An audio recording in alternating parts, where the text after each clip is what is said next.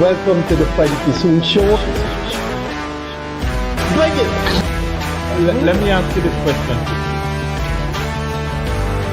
I would like to ask the AG to propose legislation for what we call small claims court. There are lots of poor people, for an example you just gave, that they have issues with others and sometimes with large firms, but the lawyer fee is greater than the fee you're claiming. It is disrespectful. It is their right.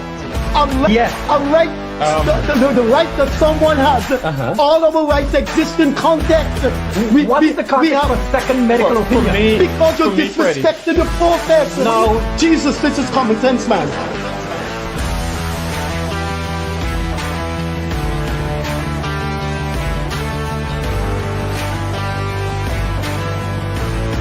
Any situation which you seem to do, you're just dealing with Afro-Guyanese issues. If one, you can't bring and pull the leaders of the African community together, you're failing. And if two, you can't put forward a future, a blueprint, and a plan for African Guyanese, you're failing as well.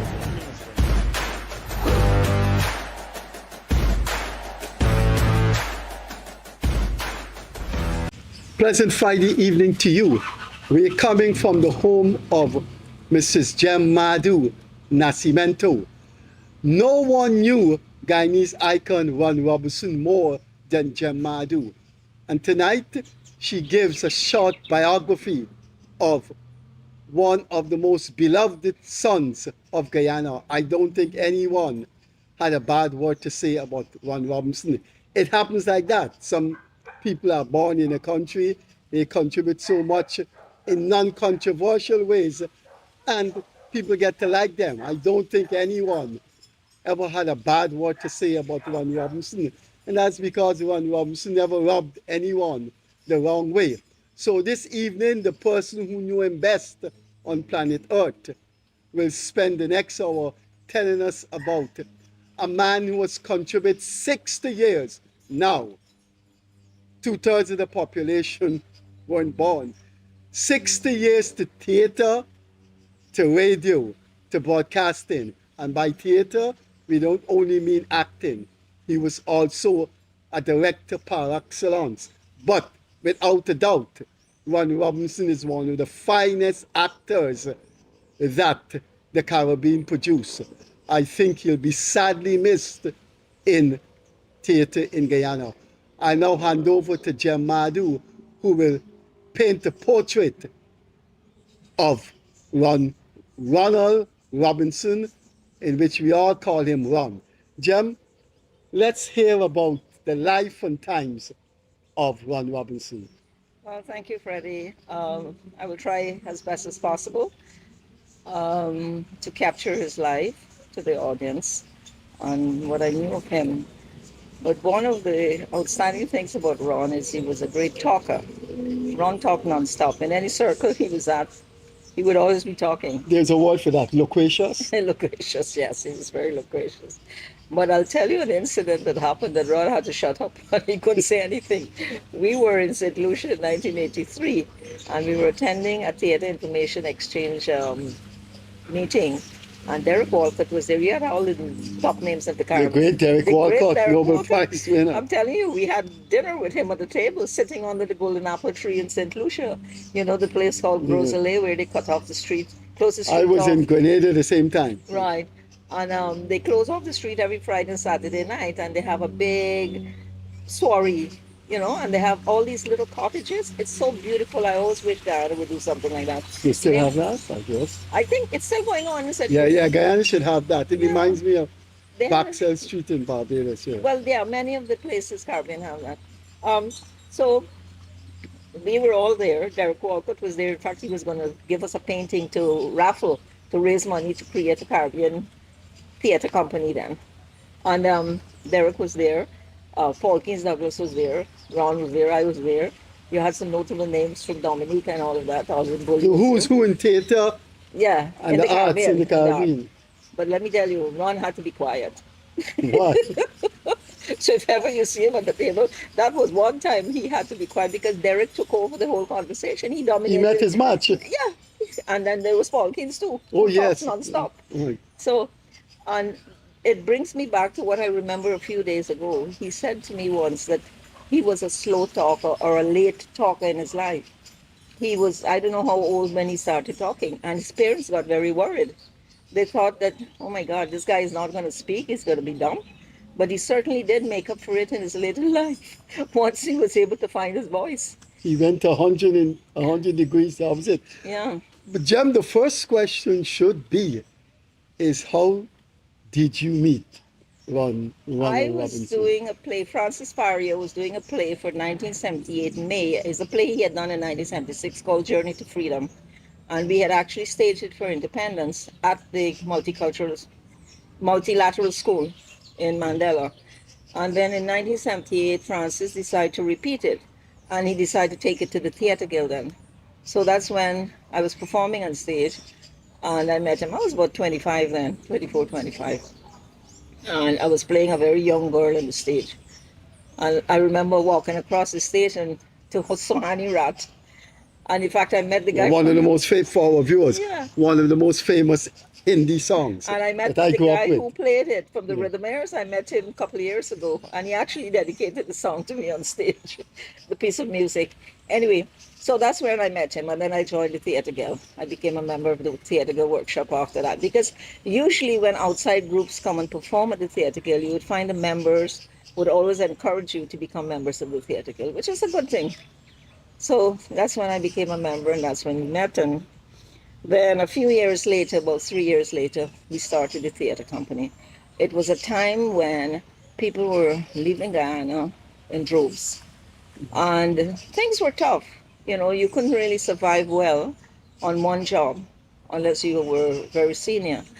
And we had an abundance of talent in this country and of a very high level. We compare to the Caribbean, we compare to Jamaica, and all these actors in the Caribbean were making money from their talent. So why shouldn't we do that here? All the actors were doing it for free, pro bono, you know, everything was gratis.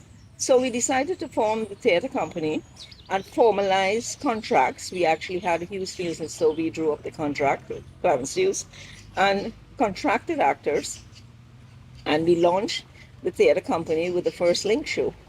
Now the Link show was very popular. It was I know about it. Tell me, it very, was- very popular. well in when we Guyana. did it, but prior to that it was a spin-off from the Brink shows at the Theatre Guild, which only happened every 4 years. So Ron was involved in the last one fully as a director and assisted with script writing. Frank Pilgrim wrote all the scripts for that, and that was 1979, and December, and we repeated it in January 1980.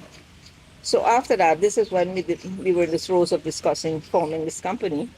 And we decided, okay, this show is only happening every 4 years at the Theatre Guild, you know. Let's start it. And then actually Frank Pilgrim gave the show called The Link Show. He said it's a link between the Brink and the new show you're doing now. And that's how the Link Show name came up. And you know, at the time, and I have to tell the public this, many wouldn't remember, Culture Center was hardly used. Culture Center was only used once per month at the end of the month to put on a concert called CC Varieties by Lord Canary. He was our Department of Culture head or Minister of Culture then. Yeah. And so nobody went to the Culture Center. It was off the beaten track. Theatre Guild was the place where everybody went to. So we decided to launch it there. We weren't sure how it will do, so we ran it for the Saturday and the Sunday night. And you know, we had sold out audiences. On the first night, I will never forget this, standing by the bar, and I'm seeing droves of people walking down the road in Mandela. And I asked somebody, I said, where are all those people coming from? They said, from here. You know, and I couldn't be captured the audience since then. And then the following week, we came back for 2 more shows. So we were able to sell out 4 shows at the Culture Center. That's 8,000 people, the first Link show. And that was it. It took off from then. Now, let me talk about the Link first, and then I'll go to other things. One of the incredible things about the Link is we toured North America with it. We went to Canada with it. That's New York. I think it went to New Jersey when I Toronto. wasn't there. Toronto and Washington. But there were other productions we toured in the Caribbean. We went to the Bahamas, Grenada, Antigua, Barbados, St. Lucia, Cayman Islands, and Saba, the Dutch West Yeah. Island. So overall, the theater company did about 11 overseas tours, which nobody has ever done in this country. So we have a lot of hallmarks that we have achieved in the lifetime of the company. So the Link Show now, I worked with it. I was part of it, co-founded it, and this is the theater company. Then I departed company, and I left. And that was in 2000 after we did our 20th anniversary show. Yes, let me I left the company bring this then. up to the just so So the cameraman zoom in on this. then Yes. after the 20th show, the 20th Link Show, Ron sort of struggled with it for the next 4 years. And I think he only did about 2 or 3 shows, and the audience sort of dropped off. And then all the actors were behind me and said, Jen, you have to come back, you have to come back. So I came back for the 25th Link Show. Now that was an outstanding production, and what it achieved. And the 5 successive link shows, right? So Successive link shows. right, but what I'm saying, he did it for the between 20 and 2020, 2000 He did and it on his own. 2005, but he didn't do 5. He did, I think, maybe 3, because he was struggling with it. Okay. And when I came back in 25, Link Show 25, we actually ran it for 15 nights at the Culture Center. Now, can you conceive that? Yeah. 15 nights. Now, they were not all sold out nights. Culture Center seats 2,000 people. They were not all sold out nights, but they were good enough audiences. But like- wait a minute, Jen. I don't know if you have done the research. Was there ever a show put on that ran for no, that? never. That's what I'm saying. I wonder never. if we'll ever achieve that And this is again. what, in fact, I put the challenge out to John B. the other day, Leonard Joe's, Yeah. because their show, Nothing to Laugh About, is doing pretty well. But it's not going beyond 4 nights, and now it's only doing 2 nights. But the theater audiences have dropped off. But that was an achievement that we have to be proud of, because that particular year, we staged, and I pushed for it to do 25 shows to mark our 25th year of the Link. The other 10 shows were done in Skeldon, New Amsterdam, Linden, Charity, and Regina. We toured Ghana with 10 shows. So we achieved 25 shows in that production. The following year, it went to like 14 performances, and then now it has dwindled, and we had to shut it down. We can't do the Link anymore because you don't different have age, the huh? audience. Different age, Different. different culture, different. I mean, the people who supported the Link, maybe most of them have died, most have migrated, and all of that. So you know what my plan is next year, February. I'm planning on doing 1 hour for television, so I'm gonna take it into the homes of the people instead of they having to come out. So that's my strategy now. But that's I grew up in that kind of ambience where poetry, the theater was thriving in Guyana. I think it's a part of human culture, and I don't think a country should do without it. No, it Yeah. can't. It can't. I mean, the ministry is But trying. there could its be a best. way of getting it back. What about the Ministry of Education Well, they have been funding. and doing it start from the school? Well, we have been doing a lot of work with the schools. I have produced 2 or 3 shows. I produced Julius Caesar, and that was for the schools because they were using the book. And I did it twice. I did it in 2015, and then I think I did it again in 2017. And the drama school too, they have been doing stuff for the schools. In addition to that, directly with the Ministry of Education, they contracted me to do 12th Night and Anansi. Anansi was done only earlier this year. And we had the schools, 12th Night. We filled up 5 performances for the schools. If music be the food of love, play on. Play on. Give me excess of it. That so feeding the appetite may sicken and so My die. goodness, you're good. Oh, Jesus, that's Oh my God, 12th Night was fantastic. Yeah. We ran for 5 mornings inviting the schools, and we had a full audience for all of them. He was genuinely regarded as one of the charismatic, non-political, charismatic personality.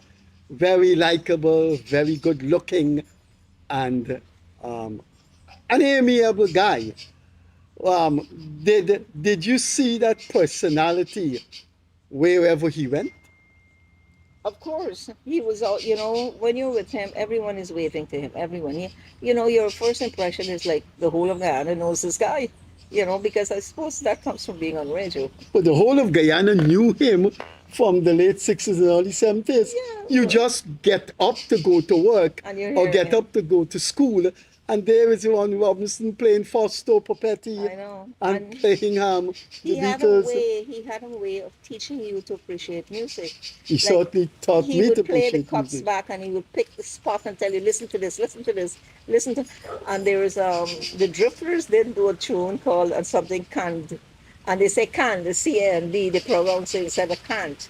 Yeah, And yeah. he used to play back that every time he played that song, he would play back that piece. So he did. You can't remember the name of the song by the the Drifters. Drifters. Oh my God! It but says can. only you can. Only you you. can. Yeah, They yeah. say can. Can change the world. Word, right. Only you Can. and you alone. But listen to can it again, make- and yeah, you will, yeah, you will yeah. hear it. So, Yeah, that was the Platters. oh, it was the plasters, Yeah, right? yeah. So he had a way of educating you, and in fact, I used that educational ability of him.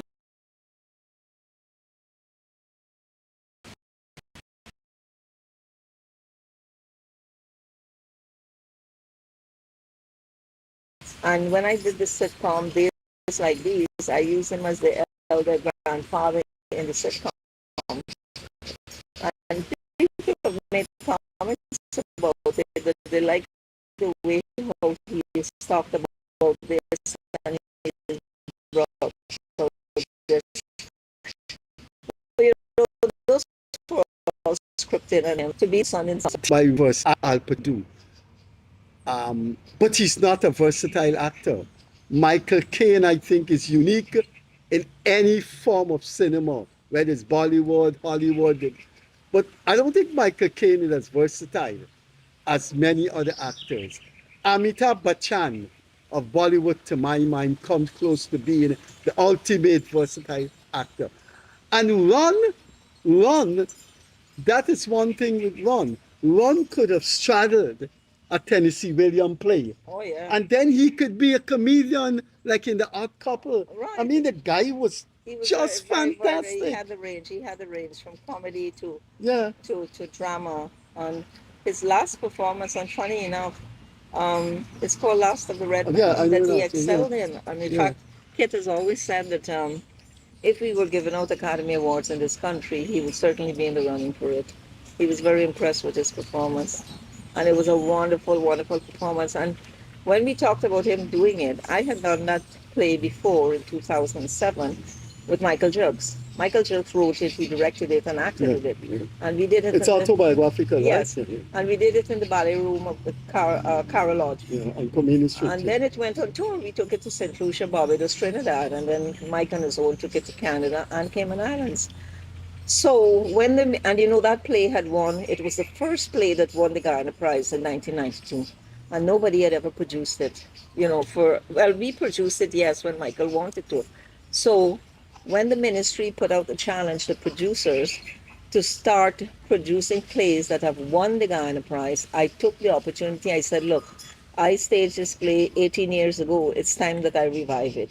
And here is an opportunity to bring back a good play at the expense of the ministry funding it. And I did it, but it was a one-man play. But they made me change it from the one-man play to have other characters in it. They weren't happy with this, just one person on the stage, for whatever reason I can't explain. So what we did is we brought to light the reporter, this invisible reporter he was talking to all the time in the home he was at, and so that reporter became a character in the play, and then there were flashback scenes with some little children when they were young. But it was a Hallmark production, and I think his best. And then that was the end of his acting career. He did one little role in 12 Nights as a priest. He just had to walk on and say 2 lines. And even the 2 lines he was fumbling every night. It was so funny. 2 lines he had to say, and he was fumbling. I don't know if you could remember, but it was in your presence on the Freddie Kissoon show. He announced his retirement from acting. Yes, because that was right. You would have known him for almost near half a century. Take us through the ups and downs, the finer moments, the ethereal moments, and the not so uh, optimistic moments in the life of Ron Robinson? Well, for the theater part of it, we had our challenges. We were always, we were doing the link show. We had to be very careful because it's satirical. You're taking out the government, you're taking out political personalities. The first link show we took off, we did a take on Stanley Moore, and he was very upset about it. And guess what happened? The next morning, he was at the box office at the Culture Center, and we turned up to go and check and see how the sales were going for the show. And you know what? We ended up in the corner shop in Hatfield Street having a beer together with him. But there was another incident in the Link show that made us, all of us, very sad. In 1983, we were doing this boxing match, and it was between Chetty and Burnham. And you remember in the olden days, you had the two-thirds majority thing, which was how the PNC got into government. And so we had Jasper Adams playing Burnham, and he had a big purple shorts on. And then Chetty was there, and they're knocking each other out. And then you had the voter, when he was counting for Burnham, he was going 1, 1.5, 1 and 2.5, 2.25, the slow count. And when it was counting for Chetty, you go 1, 2, 3, 4, very quickly. And then Burnham pulled up his shorts all the way here, no hitting below the belt. So if the shorts came up here, he couldn't hit his punch stomach. So we had that script. And Burnham called you the next day? Yes, because the Ministry of Culture folks came and looked at the rehearsal. And it was it was the most hilarious skit in that show. And the next thing oh my God, sorry. No problem. The next thing is they went and reported, and they didn't like it. They told us at the end of the show that we need to take it out. So the whole cast was very upset. They were very saddened because they felt it was the best skit that we had. And it was taken out? It was taken out, but guess what? I think it's only for the first night because Ron pursued it with the president. He actually went and he saw the president. And the president said, "Ron, I trust your judgment." So But he left the responsibility. I know on Ron Robinson, and I can tell you why the president changed his mind. I think when Ron Robinson sit down and deal with a political issue, you could see that this man ain't got no innate bias ideologically, politically. And I could see Ron Robinson saying to him, "Look, just look how I portray you, I will portray your enemy like that." And I could see Ron, and we I think did Ron that. was That's able. what the show was all about. We take a dig at everybody, opposition leader, prime minister, president. In fact, it was known that if you were not doing anything, you would not be on the link. You had to be doing something to be in the link show. And He said Burnham said that to him. Yeah. He told me in if you one don't of the put show. me in the show, you don't Yeah, have a right. show. It means I ain't achieving nothing. I'm I ain't achieving yeah, nothing, yeah, right. Yeah. He said Burnham said that. So to him. you had to feel very important if you were in the link show. That was what we tried to create. And I think it did work for a while, But we had other challenges when we started. One of the old Theatre Guild members, former British guy, he said, he wrote it in a nice letter, but he said, you won't be able to sustain this every year. That's what he said. Because he was accustomed to Theatre Guild doing it every 4 years. But we are so full of material in the country that it warrants doing one every year. And we never failed until, we had split-ups and I left and he was struggling with it and all of that. And that happened at least on 2 occasions. But we have to find new avenues of putting on the show now. But in the years of the theatre company that I was with it, we have achieved 150 productions. And Ron himself, when I totally doubled, he always credits me with this because I'm the one with the figures. He has done over 100 plays that he has acted in, and over 100 plays that he has directed.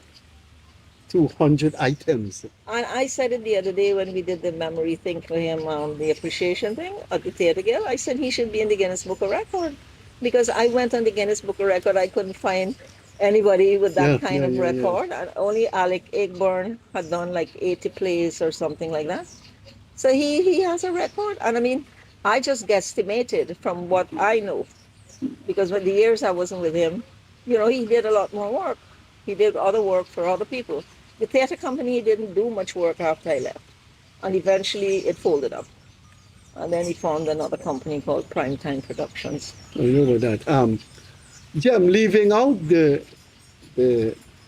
satire of No Big Thing and Link Show and Last of the Red Men, what would have been outside of that one of his finest acting display? Can Well, the you- finest is the ultimate one, The Last of the Red Well, Men. and- That is one. outside of that, Raisin in the Sun is an excellent that was made in a performance. film with Sidney Poitier, right? Right. In fact, Raisin in the Sun, he looks like Harry Belafonte in it. Yeah, I always yeah, yeah. told him, I said, you look like Harry Belafonte in these pictures. That was No, one. but think about it. I never thought about it, but now that you say that, he looks like a Belafonte. Yeah, but too. he used to tell me that his eldest brother looks more like Belafonte than him. But the photographs that came out, but that was one of his finest performances. Raisin in the But Sun. other credible performances that I would say were his two-person play, Pantomime by Derek Walcott. Then he did same time next year with Angela Rose. He did December, which is a Jamaican play with Colette Jones. He did Champagne and Sky Juice with Desiree Edghill. I mean, the man has done 6 or 7 two-person plays. How many actors, have done one, much less 7? And he has all those plays to his credit. Plus, he has done workshops. He has helped so many groups, different theater groups. Guy Suko, he was very involved with the Guy Suko drama group. On Theatre Guild, of course, he was chairman for a long time. He was involved in a lot of organizations. There was the Theatre Guild, the Motor Racing Club. In fact, we kept that Motor Racing Club going between 1981 and when we started back racing in 87 or 88, doing scavenger hunts, plotting rallies on the road. Ron had But one never raced. but he never raced. He did Right, dexterity right. once at the national park. But he did all those commentaries on race day for 20 something years. And people have forgotten about that. I had to remind the public here. He was good at that, and I thought over the years, when I think about him, I thought with that voice and that evocativeness, why he never did cricket commentary. He probably was not a cricket fan. I don't know why he never did Because cricket. he would have been But excellent. he's a cricket fan. He goes to cricket. He always attended cricket matches. In fact, one time when I'm not a cricket fan, and I was caught up in the Terry Packer story Yeah, illustrated, yeah. when they started spraying Yeah, the gas all over the place. I ended up flat on my face on the bridge trying to run out, and he had to pick me up like this and pull me in and get me out of there. It was crazy. Yeah, but- that's the man who introduced the But 50 overs in, cricket. Yeah, in the other aspect of his life, he was part of the JCs. He was involved in the JCs when what's her name? My Mrs. Kane won Miss Guyana. He was in the JCs then he was the past Rotarian president, He was either and that's in the 60s. 3 years ago. 3 years ago. Mm. It's either the JCs or the Rotarians, what have you. They put some gym equipment, open air gym in the equipment at National the park, Park. and they needed to be repainted. And I saw him there Yeah. supervising it. That was 3 years ago. It's the Rotary Club. It's Right, the Rotary right. Club of Georgetown Central. He's past president of it. And Or he past president. was supervising the painting. Yeah. And I said, one, well, an extraordinary, one of Guyana's extraordinary talent. But when you think of who were his contemporaries, and they all went away, Hugh Chumley, Ron Sanders, all of them, they just went away. He stayed. He stayed, yes. That's what I was saying in 81 when we started the company, when everybody was leaving. So this is why we started up professional theater, because it was an alternative additional income for everyone to stay in Ghana. You didn't have to go overseas to be making more money and living. He was actually offered a job with the West Indian station in New York. When we went up there one time in 83. What year was that? 83, Around around 80s? 1982, 83, we used to go up there. And didn't take it. He didn't take it. So and He explained why? I think I was not too much in it. I think his problem was most of the guys in the radio station were guys who worked under him as young operators. And of course, they were in senior level in the radio station. So if he had started, I think they were giving him a junior post, and I think he was not happy with it. Because he's saying, look, I trained these people and I'm going to come and work under you now. But he was not enthused about it. You know, he went to Canada at one time. I didn't know him. In the early days, I think he started working first as a teacher, and then he left, and then he went to Canada. No, from teaching, he went into the radio station. Then from the radio, he went to Canada. He spent a short time in Canada. He didn't stay very long. I think he explained why in one of the shows. His interviews, yeah. We will replay those shows next Yeah. week. So he came back, and then when he came back, he joined British Airways. They had an office of the Pegasus. In fact, a tragic thing happened with that flight, and he was supposed to be in it. The flight disappeared. Kit's brother was in it, and his wife. And that plane was never found. And Wait. Kit told me he was married twice before. Yeah. One of the wives, his brother, Kit's brother, his only brother. his only brother, and his sister-in-law. And the sister-in-law. Died in that plane. They had been newly married, and they were honeymooning. What year was that? I think it's in the 60s, 68. In that plane was Mistress, the famous Kissoon husband, Lila Kissoon husband. No. This is Kaichor. They went to Kaichor. Oh, to Kaichor, In Guyana. okay. It was the British Airways, and the deputy GM of the Pegasus at the time went on it. Oh, okay. And it was a British Airways charter. And they never found. Never found the plane. So his only brother has disappeared with his wife. And Ron was to be on that. Ron was supposed to go on it, and he told me the story. He said he was heading to the Saturday midday to confirm that he would go on it, and he reached Main Street, the corner of Main by the Ministry of Finance, and he said he turned around and went back home. And then his mother asked him what happened. He said he doesn't feel like going anymore. And of course, he went to Ogle Airport in the afternoon to receive a flight, only to be told they can't find a flight. Did he ever put a godly or religious interpretation I am to that? sure he did. And coming to the godly interpretation, he was studying theology, and he was meant to go to the... To become a priest? Yes. Catholic or Anglican? Anglican. Yeah. So because he belongs to the St. George's. So he was supposed to be a priest, but I think that was not in his calling. So that ended that career. And then he came back. After British Airways, he went to... he went back to the radio station. And that's where he stayed for a long time. But eventually, I think he went to GT&T, which was then a telephone and telegraph company then. As the PRO? Yes. In fact, it was during that time I met him. Then he did a stint at Alico.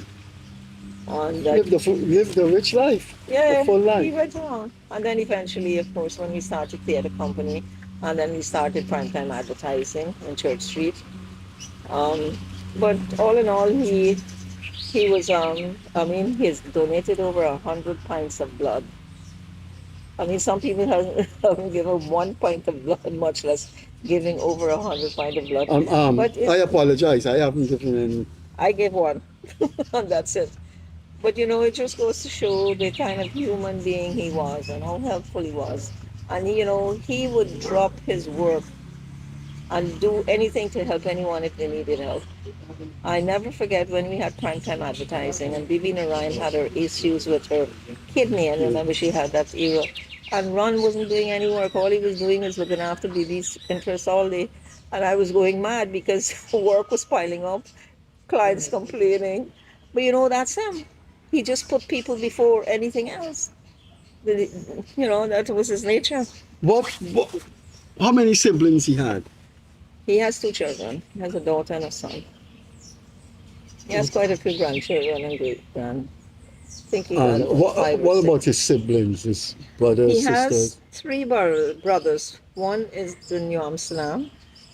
He's an older brother. I don't think he's doing that well either. But the eldest brother is in Manchester, in England. And he used to be a headmaster, but I think he's also in the early stages of Alzheimer's. That is what he indicated. So he wouldn't be here. No, he wouldn't be here. And then the other The one brother, in Amsterdam is coming to Georgetown. more than likely, but he's going to be very, quiet in the corner. Because And what about sisters? they have an adopted sister, who is more or less like the niece of his father. I think that the girl, her father died, and the mother took over her and brought her up as her own child. And they have a brother in Poland. He's not married to a Polish nurse, and he lives in Poland. He called in. He's in coming. No, he called in the other day on Bobby's program. But coming back to a couple of, oh, I have to give you this one with this name, Nina Simone story. The famous singer the Nina famous Simone. singer, I'm telling you, Ron had a brush with celebrity, yeah? Oh my Because he was a celebrity in his own right. Stevie Wonder came to Ghana and he had an interview with him on the radio. And when he was finished, he offered Stevie to take him back to the Pegasus. So he dropped Stevie back to the Pegasus. He told Stevie Wonder that he You played. remember what year was that? That has to be Early probably in the 60s. 70s. No, 70s. it probably in the 70s? 70s, early 70s. But in that time, Stevie Wonder was a global star. Yes, I think they had performances, or in the late 60s. At Globe Cinema used to have them. Mahalia Jackson went to Globe Cinema. He did an interview with Mahalia Jackson. But coming back to the Stevie Wonder story, when he dropped off Stevie Wonder, he said, I think Ron said he asked him if he wanted to drive, or he said, I don't know the streets, but so I can't drive. Some wit like that took place. I can't remember the exact words. But Stevie invited him. He said, I'm going to take a nap. And meet me back in the Rum and Rally Bar. Remember the Rum and Rally Bar downstairs at the Pegasus? When you walked in, it was always on the right. And they had a piano in there. They used to have some great jam sessions in there. Anyway, so Stevie told him, come back in 2 hours and we can have a jam with the harmonica. Because, he plays the harmonica. And he said he fell asleep. I mean, he could kick himself. He had an opportunity to jam with Stevie Wonder, and he fell asleep. So then the other thing that happened is... The Nina Simone thing now. Okay, we were in Connecticut in 1983. This is at the Eugene O'Neill Theater Center. They were doing a summer workshop. And we were there, myself, him, Margaret Lawrence, Jeff Adams. And the final night, we had a great get-together on this big tent, all the creative talents coming out and doing their own thing. Nina Simone dropped in, half drunk. And she went to the piano and started playing. And then she asked anybody got any requests they would like her to play. And Ron, of course, piped up. And guess what he was going to ask her? He was going to ask her to play a tune that she wrote for her husband. So she was so touched with this and moved. At the end of the night, of course, she wanted to meet him and chat with him. She wanted to know who I was. I said I was the secretary. You told her that? Yes, I told her that. Because I see where this is going, so I'm staying out of it. Right. And you talk about, you have described Ron as a ladies' man already, right? Are you talking about a ladies' man running from a woman?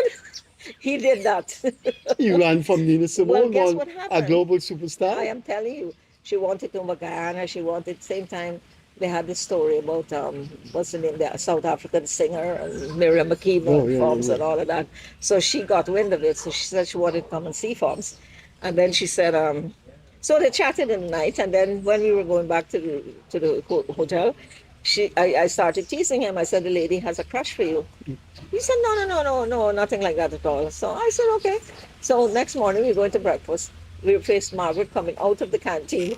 And hey, Margaret, Nina Simone all over the canteen asking everybody for you.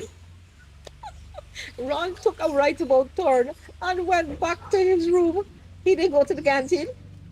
I wonder why he did that. If I had known that, I did 2 shows with him and I didn't know about that.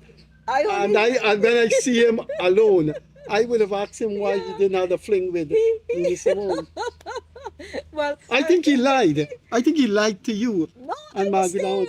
I was there, Freddie. He crept out to the hotel, yeah. No, I was there. We went back to the room the night. The next morning, You watched him all night to see if he came going out to breakfast. And Margaret is coming this way, and we were going that way to the canteen.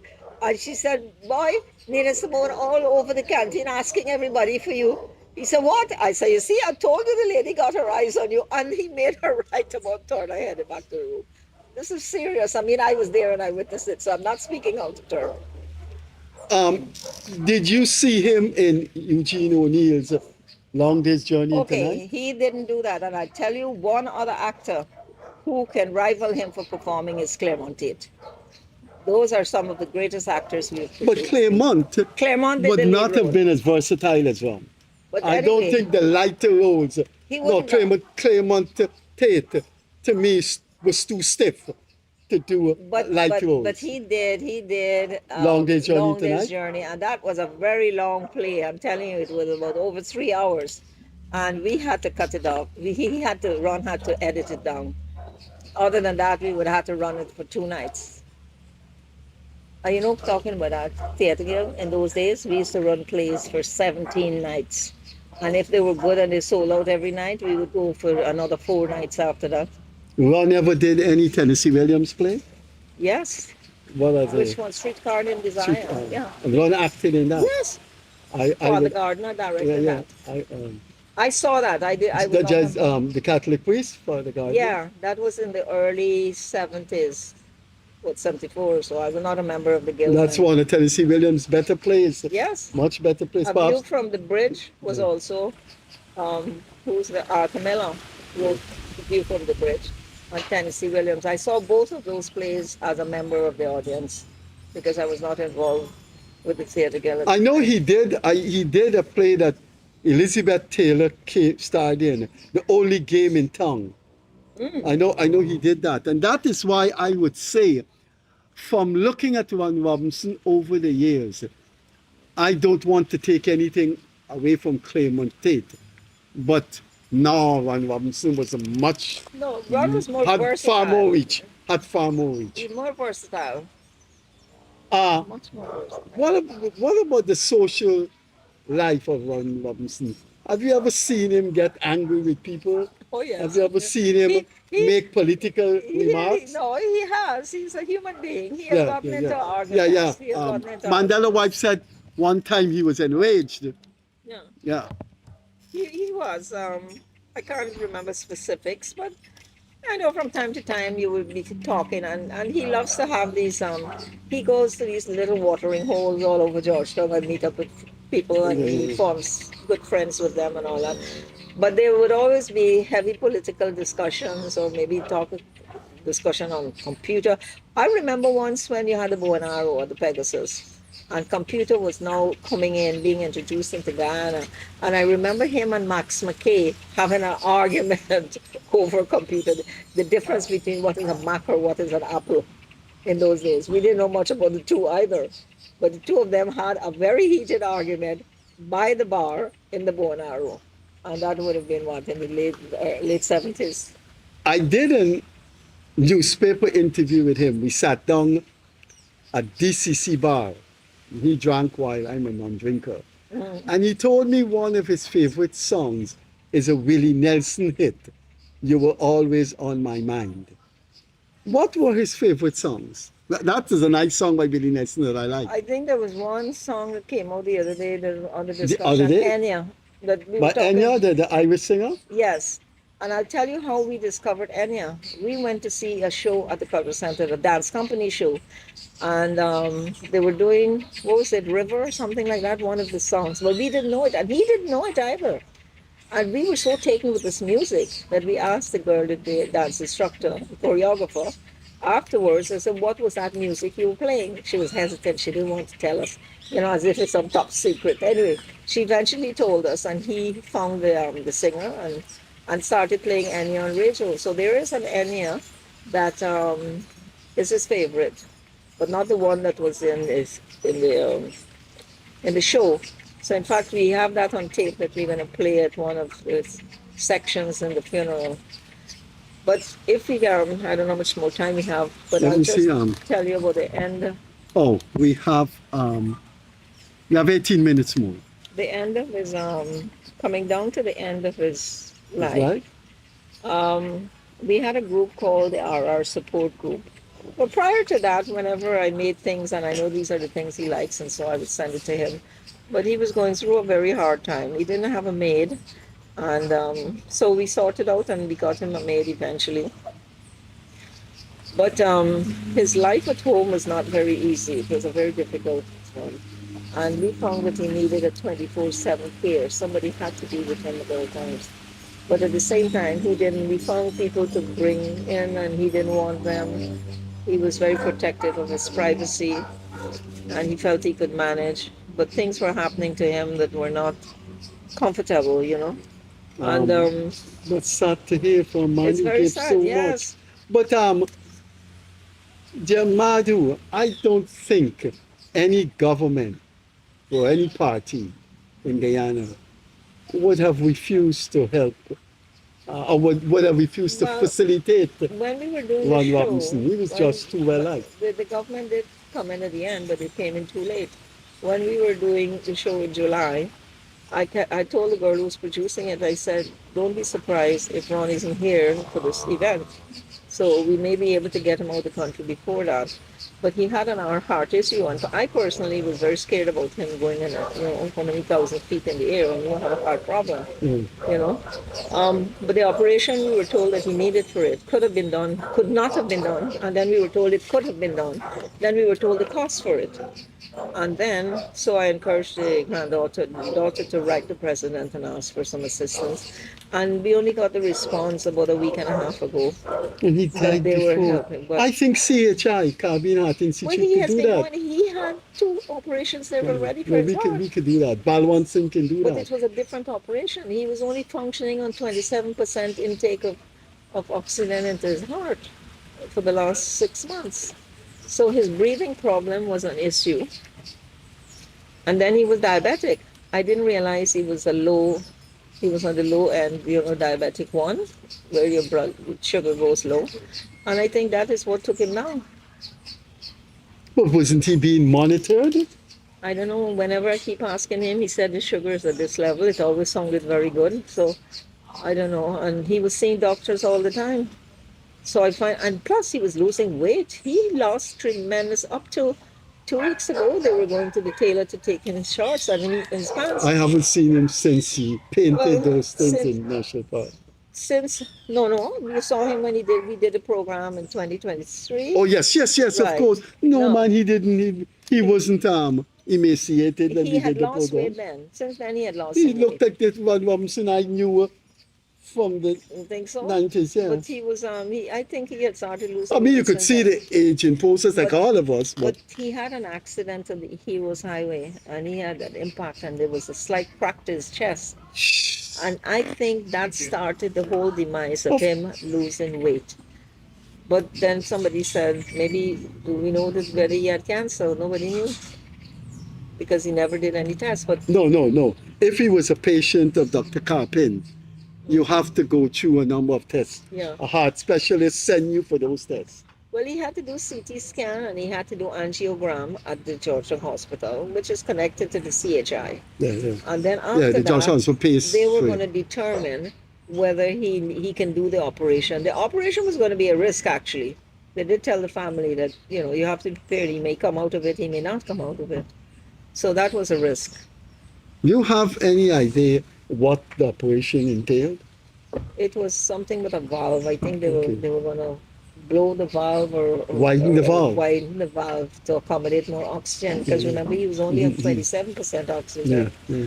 But the thing is that when you speak with him, I mean, Ron loved radio so much that he would put on this voice, so people listening to him would say, "Oh, nothing is wrong with him," But when you speak to him, normally you would hear his voice very frail or fragile. In fact, that happened on Thursday afternoon. I spoke to him. The latest was about 1:15 because I decided I was going to produce Stretch Out magazine and No Big Thing for this year because last year he couldn't handle the Stretch Out magazine. He had various issues.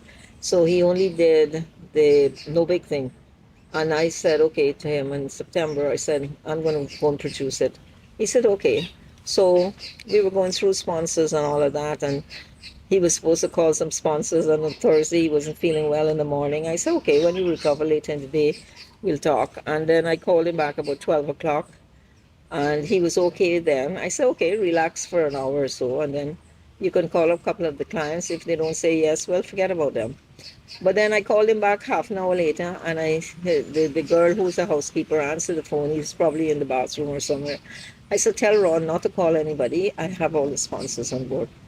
And then we started talking about arranging to do No Big Thing on Saturday, recording it on Saturday. Saturday, This is December 20. last Saturday. Yeah. And so next thing I called the actors, they couldn't make it for Saturday, so I scheduled it for Monday. So I called him back and I said, okay, we'll do the recording on Monday. And that was the last thing we spoke. And his voice was very, very fragile, very weak. But Bobby Vera told me he recorded his program. He has a Thursday night program. Yeah, with Bobby Vera Studio, And he recorded it at home, and Bobby said his voice was okay. which means that he puts on this extra strength and Okay, okay, energy when okay. he's doing his program. Yeah, the song like Yeah, the Ron Robinson, Guyana New. yeah. But Jim, I'm not a believer. I study too much philosophy to be a believer, but I don't want to. I don't want to get into people's religious beliefs. But I grew up hearing people say, "Man, when your time come, your time come." His time didn't come for that airways, that plane trip to Kaicho. No, yeah. Right. But When you think ju- about it, yes. Yeah, when you think about just days, the president agreed, and For the just operation. right, and days after he died, Yeah. you don't And who understand knows, this. he might have gone through the operation in another month or weeks and he might not have survived it. All of that is a possibility. But he did feel, I think, in his inner soul that his time was coming to an end.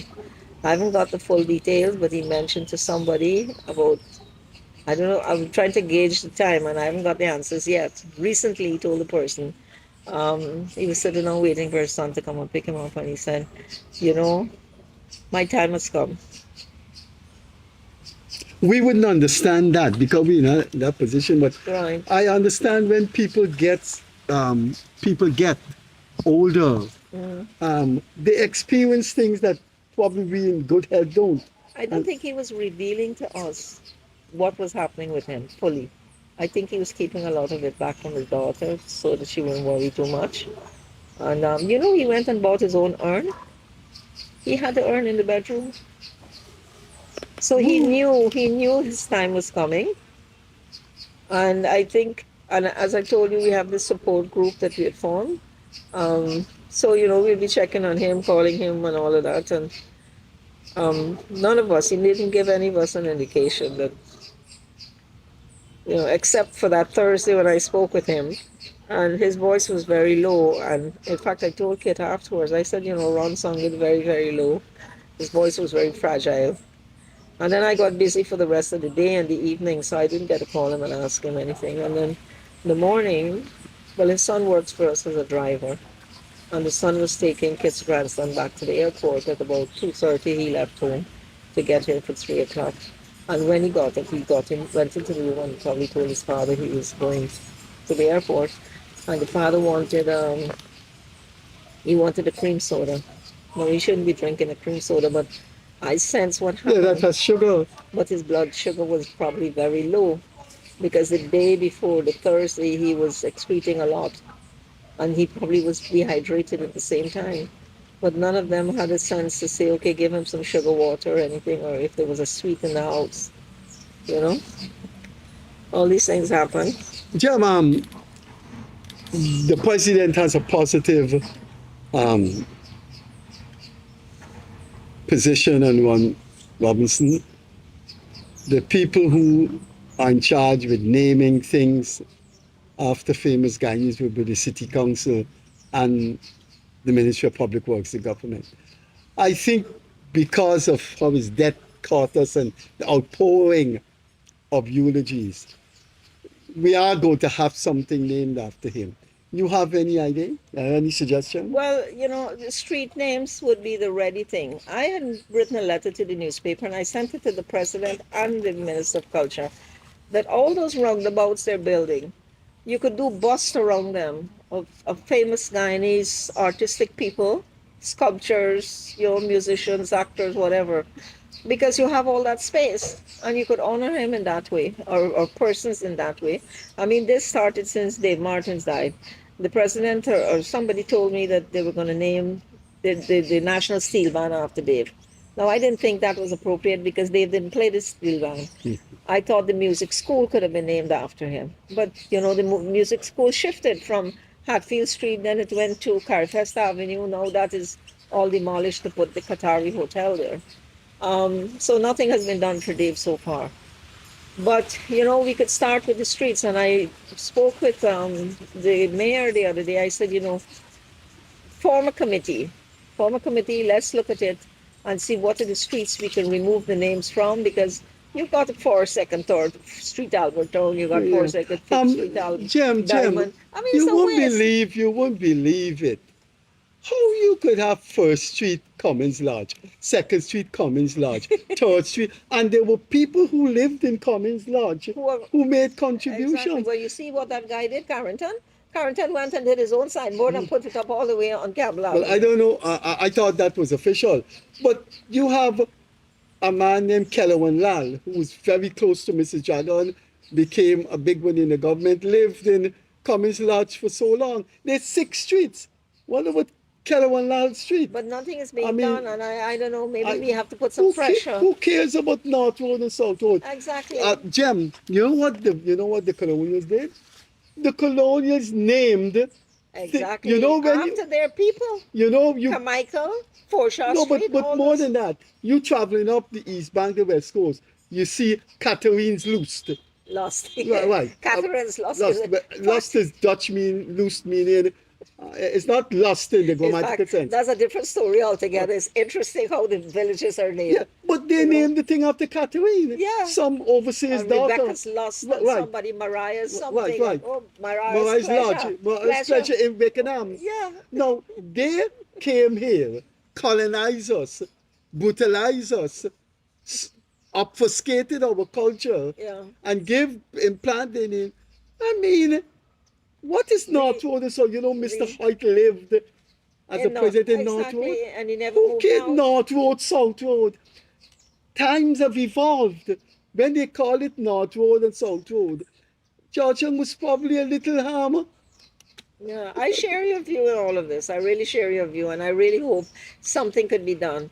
And I think maybe we should collectively try and see the mayor and impress upon I him. think both President Ali and the Mayor Alfred Mentor, I know those people, they would not be opposed to naming something But it's after just Ron they're not getting Robinson. around it. Right, it's just that they're not getting around it and running a petro state with all that is happening with this economy, they probably can't scratch their head. Yeah. But it's for us to I mean, this thing is about Ron Robinson. On Boxing Day is Rowan Canai's birthday. There isn't anything named after Well, Rowan look at all the Canai. stands that have broken down at GCC. So those memories have gone. Yeah, Because I don't know if they will rebuild those stands. You know, you had a Rowan Canai stand. Chowan and- stand, Yeah, you had all of that. I learned that we were not good. We in Guyana, the third one. I learned we were not good at those things when I went to Canada. Jam, they don't make joke. A professor retire and donate some money to a section or some lab. The lab is named after him. So you do your classes in the Roger Diamond Lab. Yeah. We've got 4 minutes more to go, Jem. Is there anyone around that's likely to do a biography of him? His grandchildren, well, he has a daughter. I don't think they would, I don't think any one of them would take it on. But what Because you have can to employ happen, an editor for that. Yeah. there is a Dexter Penbrook who's a videographer. And in fact, Dexter worked with us in his infant days when we started our primetime advertising, because we were the only advertising, our first one, to have his own video production unit. Video was a new thing then. And Dexter worked with us. Now he's a well-established videographer. He has his own mobile studio that he films CONCACAF and stream it up to the world, you know. So he's elevated himself to that level. He's going to do a documentary Now, on him. he told me before Ron started ailing in June, he was doing a documentary on Ron and he was doing pieces, and you know, and he had to stop then after the situation got a little worse. So I don't know how much he has gotten. Maybe one day I will, when all of this is finished and I have some time, look at what he has gotten and see how we could salvage it and continue it. You know, and you know, I have over 1,000 or something black and white pictures from the theater. A lot of them he's in it with the plays that he did or the plays he directed and all that. So, you know, I have a lot of archival stuff. Then they were all, well, those are videos. So I think something could be done. But, you know, you probably have to find a sponsor to take it on, because writing a book is anything like 15,000 US, 15, 20, you know, write it, publish it, launch it, and those kind of figures. Well, I'll tell you this. You may not be an economist, but your husband is a very experienced man, and $15,000 US is $3 million Guyanese. People spend that. There are That- people in this they country. spend it. A steak at a Michelin restaurant. $75,000. It's $75,000. I tell you, Jem, I live directly opposite Massey's supermarket, and I'm not telling you about Caucasian people and all people. When I see some of those Guyanese, what they buy is just I know. 15,000 US US is is nothing. absolutely nothing. Their basket that they push and go to the It's probably cashier. more than $500,000. Yeah. Yeah, I can So, conceive that. so there are people. The problem with our bourgeoisie, which of course is different from Europe, that because Europe evolved along the lines of the theater, is that our bourgeoisie are not people into that kind of thing. No. They would not. No, They would no, not write a check for $25 million to an academic. Exactly. I know Stanley Ming has a biographer. She interviewed me. So there's a lady is doing Stanley Moore's biography, but Stanley Moore? Stanley Ming. Ming. Yeah, Okay. but Stanley could afford to have a Well, bio- actually, Stanley has started funding. We were working on the history of the motor racing club. In fact, since earlier this year, we together collectively he paid for the researchers. So we got a lot of stuff on a USB that has been researched. We gotta go, Jem. Could your final word about one of the icons of Guyana? A man that nobody could say they hated him. Ron's contribution has been immense to Guyana. And I really do hope that what he has imparted to the younger generation, that they can learn from that. Because my fear is that all these knowledgeable people, experienced people are dying out. And we need to pass the mantle on. I mean, we're all trying as much as I can. Ron has tried as much as he can. And we just have to hope that it is carried on. And as I say, I'm going to take the Stretch Out magazine and the No Big Thing and run with it for the next few years, however long I'm able to. I'm going to try and mentor some young ones to take it over eventually so it doesn't die. The No Big Thing has been on for 44 years. Stretch Out magazine has been 32 years on the air. So those programs need to continue. It's unfortunate that the really hardcore, solid kind of plays, the highly dramatic plays are no longer being done. The theater scene has changed completely. It's a different style of theater that's going on now. Whether they call it modern theater, I don't know. But Ron's career, Ron as a person, has been so helpful. He has, as I said earlier, he would drop anything and go and help somebody if they needed help. He never spared a moment to think, okay, I have work to do. I can't do this now. He would just go straight on. And it's a great hallmark for someone, in public life. And he was very ostentatious is the word I used to describe Okay, him. I played my little part. There are 2 Freddie Kissoon shows with the interview with him, and then there is a newspaper interview with him. Jem Madhoo Nascimento, whatever you do from here on, I wish you the best and the very best in your professional and personal life. Thank you. Thanks.